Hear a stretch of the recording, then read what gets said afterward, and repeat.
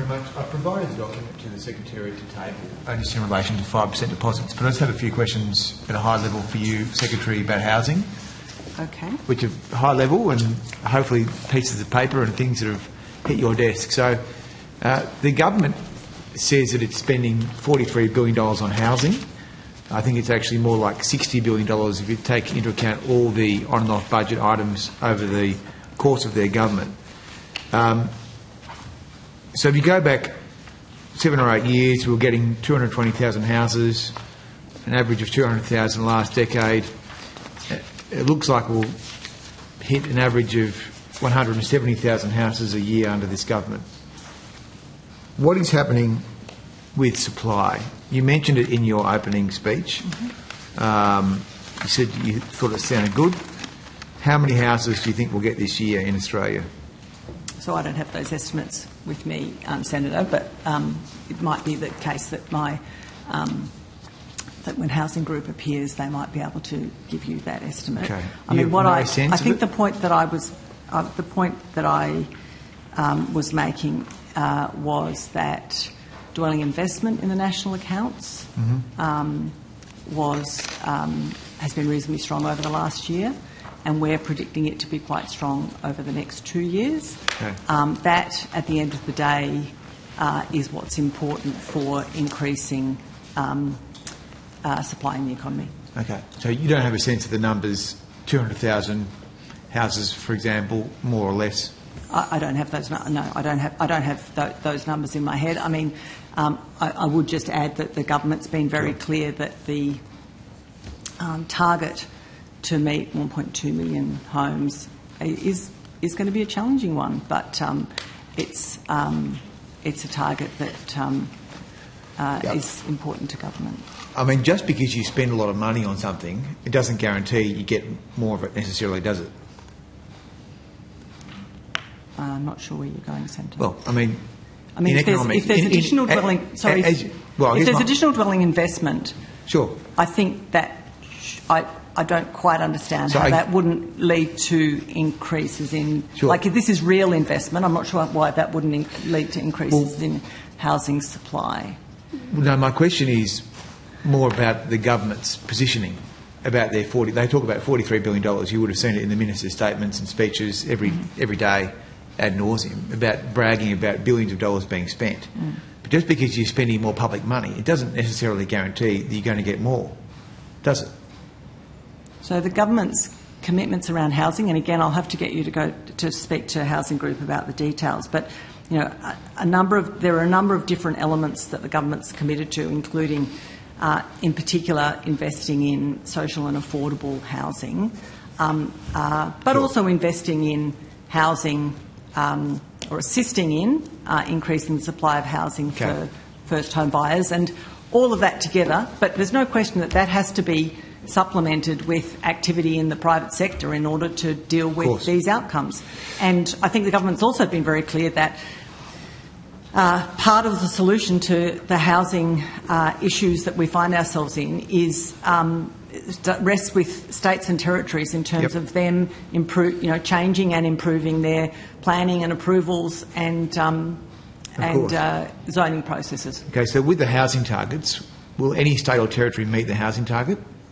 So that's a question that, again, I would suggest that you put to Housing Group. My recollection is that I think there are 2 of the states that we feel more confident, or 2 of the states or states and territories that we feel more confident will meet their housing commitments based on current projections, but 2029 is still a number of years away. Okay, well, 2 out of 8 isn't very good.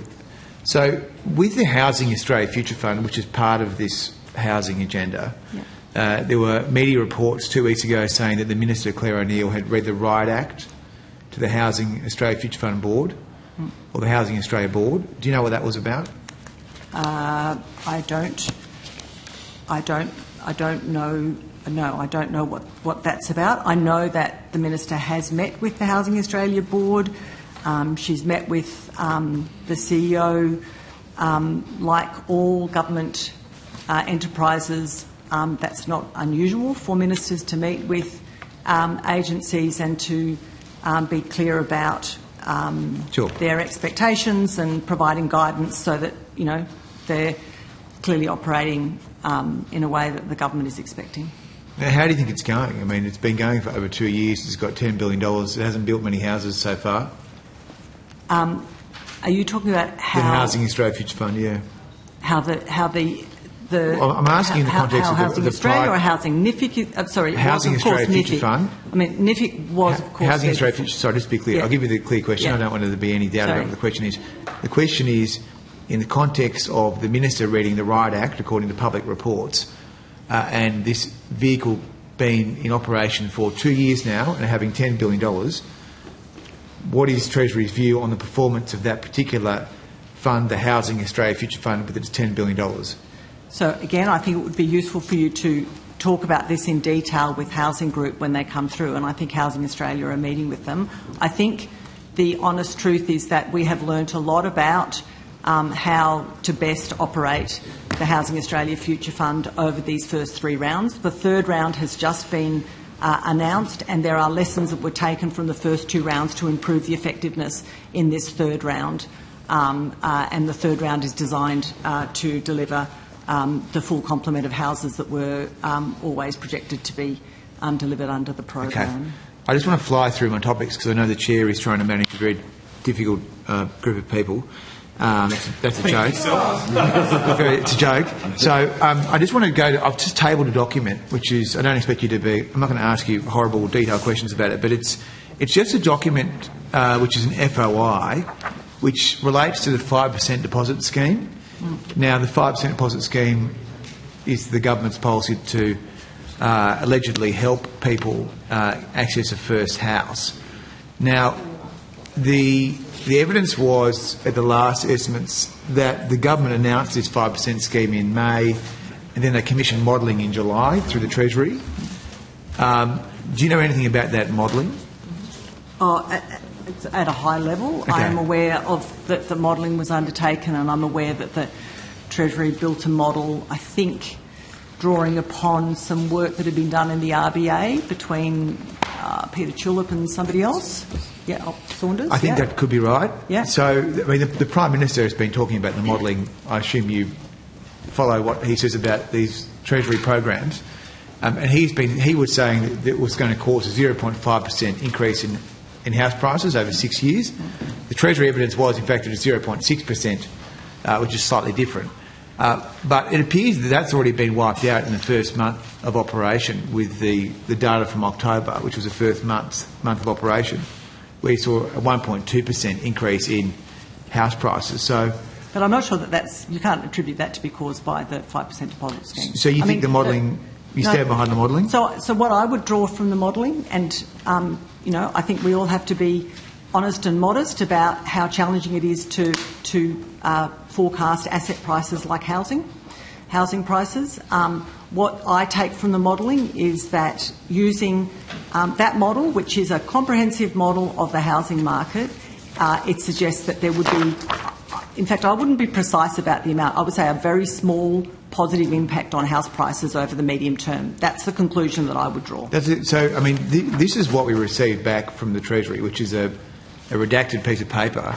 I mean, if it's good enough for the Prime Minister to talk about the number that the Treasury produced and have it canvassed at estimates, I mean, wouldn't it be useful to provide the information to the Senate or through the FOI so we can see the modelling? Because, I mean, I imagine there would have been some risks and other parameters in the modelling that would help inform the public debate.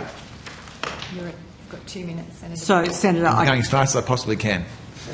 Sorry, Senator. Thanks. So I can't speak to specifically the reason for why in any FOI process the reasons have to be clearly considered and documented as to why parts of FOIs have to be redacted. So I'm sorry, I can't speak to that. Okay, but I understand that you're the head of the agency, and I'm not trying to ask you difficult questions. My point is, if the Prime Minister can talk about the modelling and the Treasury Ministers, surely you could provide us with the pieces of paper that you generated internally that back up why you are saying that there would only be a 0.5 or 0.6% increase over 6 years. I mean, this is not This is very unhelpful, this piece of paper. It doesn't give us anything. So I don't know what else was in that document. Well, can anyone else therefore had to be, help us? That's the question again. You'd have to put to housing group because they were responsible for that. Well, okay. Well, let me ask you then finally. So when you do modelling like this on a government program, because the government asked for this modelling, right? Yep. So they asked you for the modelling. You did the modelling. How was it provided to the Treasurer and the Housing Minister? In what form? So I can't speak because I don't have it in front of me, but it would normally be provided in a brief to the ministers. Piece of paper. I would expect so, Senator, but Right. I wasn't involved in this particular case, but that's what I would have expected. And would it say, look, this is what we think, and here are some of the risk factors which would potentially mean that this number might change if different things happen, if supply tanks further or supply increases? Wouldn't it have some of that commentary? So I think, so Senator, what we've been clear about. So again, I don't know what commentary. There's different commentary that we would place in different advice we provide to government. So I can't sort of say in this specific case what was or wasn't provided. What we've been clear about is the structure of the model that was built in order to make this assessment, and that's, I think, that's been outlined in I think it was an RBA discussion paper, which actually outlined the detail of that model, and that provides you with the structure and the nature of the model that is being used in order to form this assessment. Okay, well, are you able to have your housing colleagues provide the modelling today? I don't know what you mean when you say provide the modelling. Well, I mean, this is not a hypothetical. The Prime Minister of the country has been walking around saying the changes to his deposit scheme are only going to make a 0.5% change to house prices. It appears that from all the private sector commentary, the modelling that's done by the economists that don't work in the Treasury, they say this is pushed up prices as part of other factors. The Reserve Bank Governor yesterday gave evidence that the Cotality data actually was quite accurate. Cotality attributed the increase in October in part to the Home Guarantee Scheme changes. So we're not working on hypotheticals here. You have a piece of modelling. You said it's been provided in a brief to the Treasurer and the Minister. I'm asking you, in the interest of transparency, to provide that modelling in some form that you think is appropriate, noting that we don't expect you to give us cabinet documents, but there must be something that you can provide us. I'm happy to take that on notice and see what we can provide you. And have it back this afternoon when housing... So I'm not sure whether it can be done in that time frame, but I'm happy to see what we can do to help. Thank you. Thank you.